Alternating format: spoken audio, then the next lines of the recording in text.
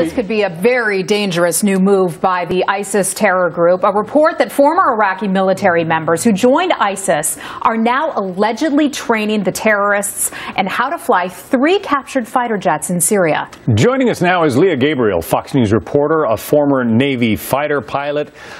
Leah, you know, up till now they have had captured Humvees, they've had captured trucks and that kind of thing. If they have wings, how much more dangerous does that make the folks of ISIS? Well, John, what we're talking about right now, the reports are of 3 jets. This is MiG-21, MiG-23. So to put it in perspective, these are 2nd and 3rd generation fighters. What we're flying now are Super Hornets. Those are 5th generation fighters. What I flew, 4th generation fighters.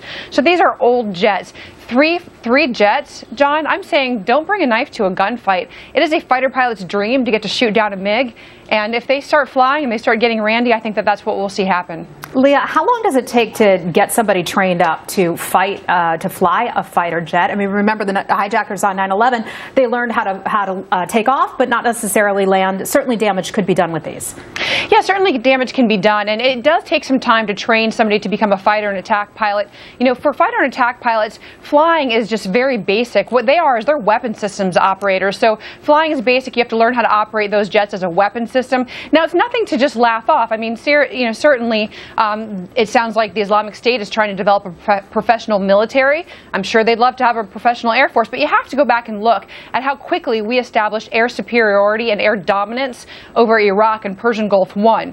And I think that that will speak to, you know, what this threat really is. And it's also, I mean, for instance, you in training as a fighter pilot, you trained for 2 years before actually taking control of an F-18?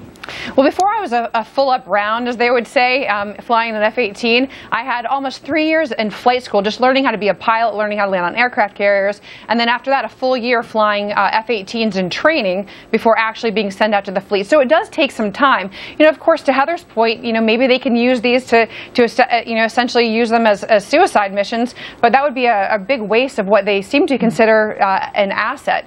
Again, you know, things to think about, though, is some of the weapons that they have on the ground don't take as much technology and as many high technical parts to kind of keep them in order. But when you're talking about airplanes, you know, you're going to have your missiles, you're going to have your bombs, you're going to have a lot of different parts to keep those airplanes flying, and that's another thing to consider. Leah, the Pentagon said today we're not aware of ISIS conducting any flight operations in Syria or elsewhere. Of course, they're going to keep an eye on it, though I would imagine that this would be in their crosshairs for sure to try to take out these planes if they can spot them.